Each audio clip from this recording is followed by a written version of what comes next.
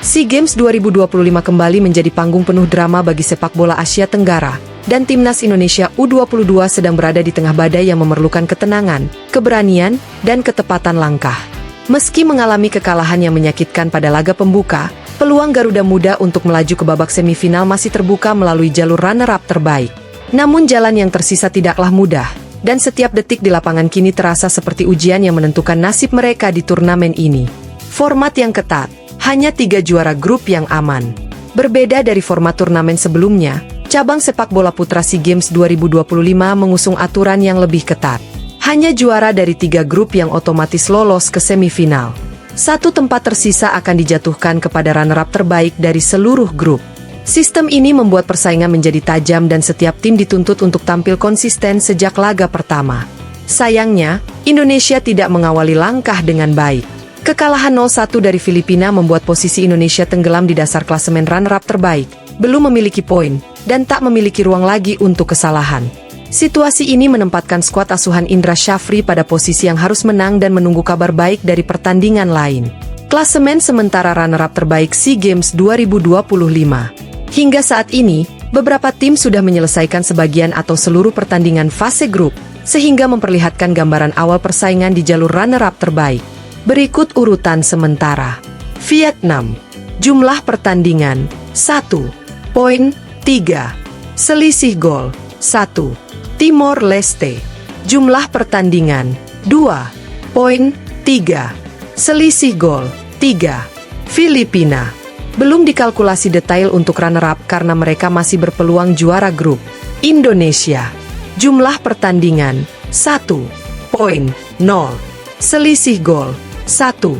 Dari tabel tersebut terlihat bahwa Vietnam dan Timor Leste sudah menempatkan diri pada posisi aman sementara. Timor Leste memang tidak akan menambah poin lagi karena mereka telah memainkan 2 laga, tetapi Vietnam masih memiliki 1 pertandingan tersisa yang sangat berpengaruh pada peluang Indonesia. Situasi rumit, Indonesia wajib menang dari Myanmar.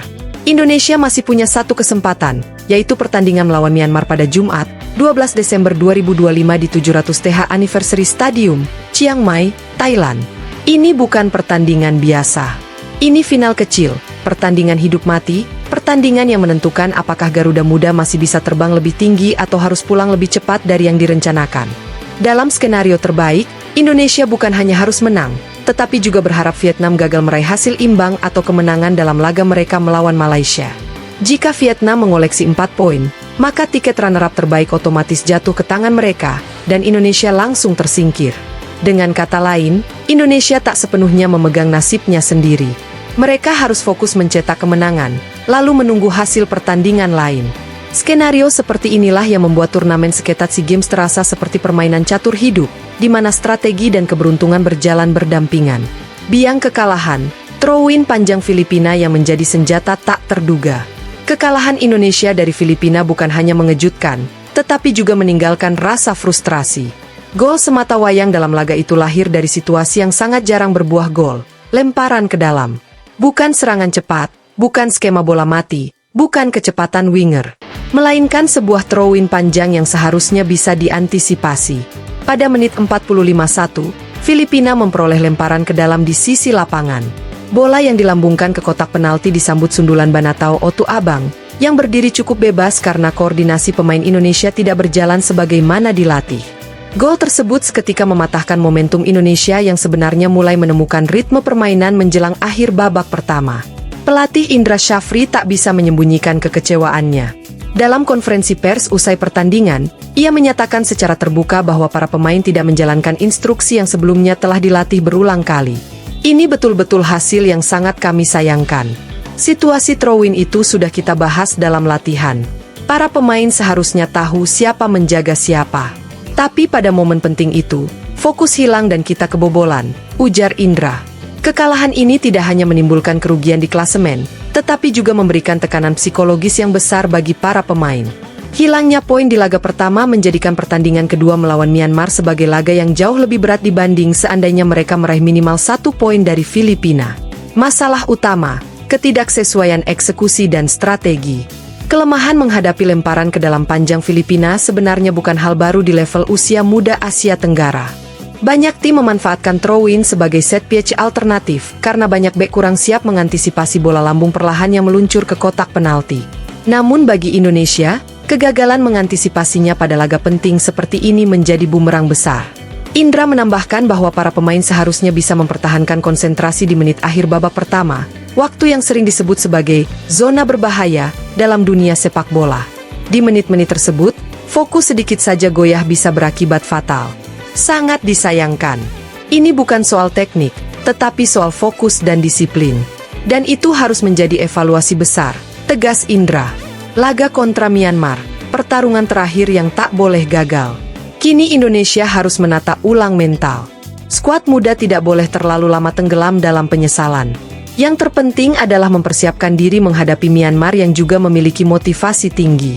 Ini bukan pertandingan yang bisa dimenangkan hanya dengan bakat. Ini pertandingan yang membutuhkan kecerdasan, emosi stabil, disiplin, serta eksekusi taktis tanpa celah. Indra Syafri menegaskan fokusnya.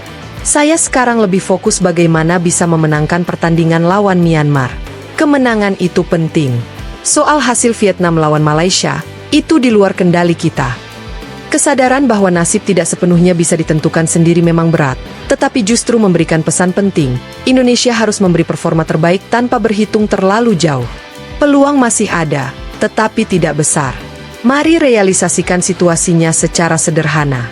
Indonesia wajib menang dari Myanmar. Tidak ada alternatif lain. Indonesia wajib berharap Vietnam kalah dari Malaysia. Atau Vietnam menang tapi dengan selisih gol yang membuat perhitungan tetap menguntungkan Indonesia. Skenario ini sangat kecil. Tim harus memperbaiki performa di semua lini, terutama koordinasi pertahanan dan konsentrasi pada momen kritis. SEA Games memang sering jadi turnamen yang penuh kejutan. Ambisi besar tidak selalu berjalan mulus. Tetapi sejarah juga menunjukkan bahwa Indonesia kerap bangkit pada situasi yang tampak mustahil. Dan mungkin, momentum itu akan datang lagi di Chiang Mai. Penutup, masih ada harapan, selama Indonesia tidak menyerah. Laga melawan Myanmar bukan hanya pertandingan sepak bola.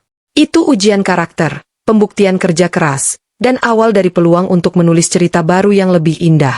Kekalahan dari Filipina sudah terjadi, tetapi cara bangkit dari kekalahan itulah yang akan menentukan apakah Garuda Muda masih layak terbang lebih tinggi. Pintu semifinal belum tertutup. Celahnya sempit, tetapi masih terbuka.